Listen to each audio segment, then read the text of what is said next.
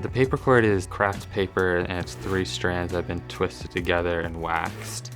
And this came around after World War II when there was a lack of supplies of mainly cane and seagrass, which were used as weaving materials. Fiber rush was invented after World War I because of the same reason, and that was founded in the States, but then the Danes decided to improve upon fiber rush. The basic process starts with a 10-pound reel of paper cord, and it all starts with just tacking the first strand onto the chair itself. The first chair I ever wove took me about 10 hours, and I would probably give myself a C-, maybe D+ on that. If I remember correctly, I probably undid my first chair 3 or 4 times just to get it up to some standard that I wasn't embarrassed by.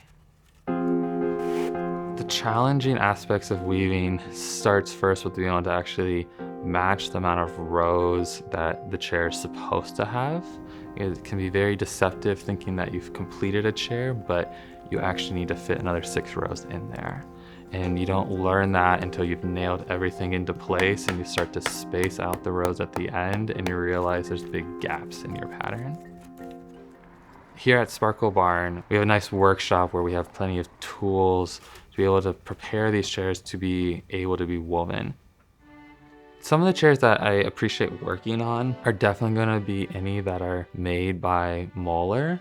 Niels Moeller was a chair designer, and he designed many chairs. It would take almost about 5 years to design a chair. But then even his son took over the company, Jorgen Moeller, and I've been able to work on both of their chairs, which I think is quite remarkable. And then obviously Hans Wagner is a great chair designer, and he played around with so many different weave patterns that have been a lot of fun to be able to learn from. I do find it beautiful because I think there's a respect to the materiality. Being able to actually see the weave and also each strand of kraft paper. And I find that inherently beautiful where you can actually see every aspect of a chair all at once. There's nothing being concealed, and seeing almost these like raw ingredients of the wood and the paper coming together. I think my future with paper cord is just going to continue to grow.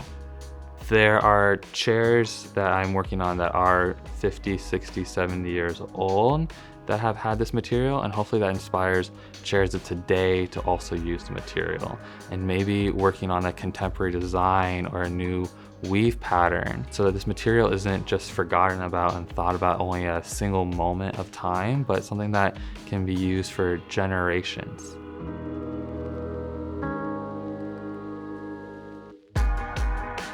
For more information about Danish cord weaving, contact Steffen at sparklebarn@gmail.com.